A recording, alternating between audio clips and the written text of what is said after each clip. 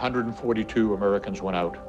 64 died as a result of that fight, and almost everyone else was wounded. We were just massacred. Just massacred. And my men, what can you do? You know, just massacred. We were ordered to make ourselves available in front of the Alpha Company area. They had set some chairs up. And we were debriefed before we went into the hooch to interview with CBS News that we were not to mention that it was an ambush. From my perspective, I was pissed because it was an ambush. I felt at that time, and I still do now, that there was a cover-up.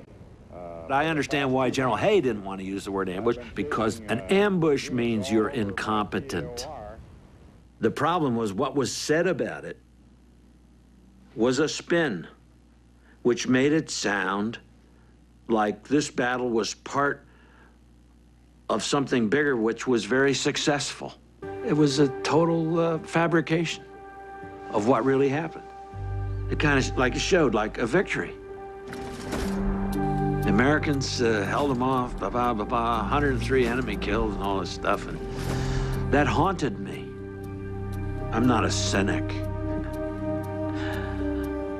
but I started to become one, you know,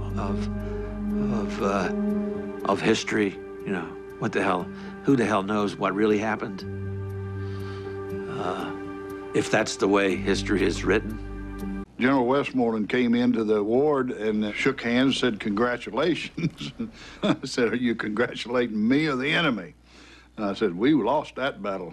I remember vaguely waking up enough to know that there's General Westmoreland, and somebody being there, and somebody taking some pictures, and somebody shaking hands, and then I believe General Westmoreland, fine old man, leaning down and saying, "Well, son, I'm glad you're all right. Tell me what happened that day." And I said, "Sir," I said, "we got ambushed."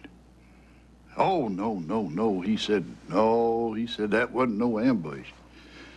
And I said, "Well, General, then I don't know what happened to the other people out there, but by God, I was ambushed." And I recall then that I said, "Sir, I will tell you what happened today. The goddamn Army is fucked up from the President of the United States on down to my boss, the Colonel, and I'm glad he's dead." A deep anger, still less, towards the Army, the organization, the government, the President of the United States.